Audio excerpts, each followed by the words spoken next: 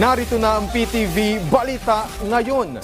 Binigyang pagkilala ni Pangulong Ferdinand R. Marcos Jr. ang mahalagang tungkulin ng DSWD upang maiangat at mapabuti pa ang pamumuhay ng maraming Pilipino. Sa kanyang pagdalo sa ika-74 na anibersaryo ng DSWD, binigyang diin ng Pangulo ang mahalagang programa ng ahensya. Kabilang dito ang 4Ps, kung saan umabot sa 4 na milyong Pilipino ang natulungan noong nakaraang taon. Bukod pa rito, ang Sustainable Livelihood Program at mabilis na pagtugon ng ahensya sa panahon ng kalamidad. Kasabay nito, nanawagan si Pangulong Marcos ng pagkakaisa para sa mas matatag na bagong Pilipinas. To my fellow Filipinos, the success of these programs does not rest on the shoulders of the DSWD alone. It requires our collective determination, support, and our effort. Let us build the bagong Pilipinas, a nation where every citizen has a chance to dream, to strive, to succeed. A country where compassion is not merely a value but a way of life. A Philippines where no one gets left behind. Record high ang bumuhos na OFW remittances sa Pilipinas noong December 2024.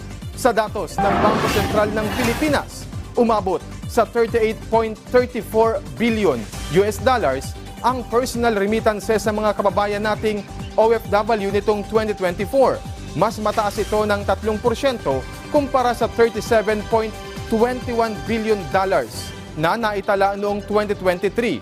Ayon sa BSP, karamihan sa mga nagpadala noon ng remittances ay mula sa Estados Unidos, Saudi Arabia, Singapore at United Arab Emirates.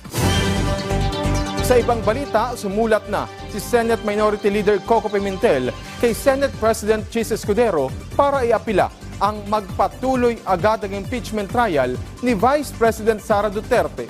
Sa liham ng senador, iginiit niya constitutional mandate na nagsasabing dapat kumilos ang Senado ng forthwith o agad-agad. Binigyang diin ni Senador Pimentel ang kahalagahan ng agarang aksyon ng Senado at ang kanilang tungkulin na sundin ang konstitusyon ng walang anumang pagkaantala.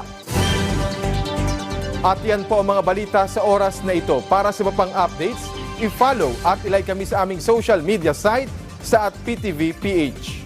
Ako si Alan Francisco para sa Pambansang TV sa Bagong Pilipinas.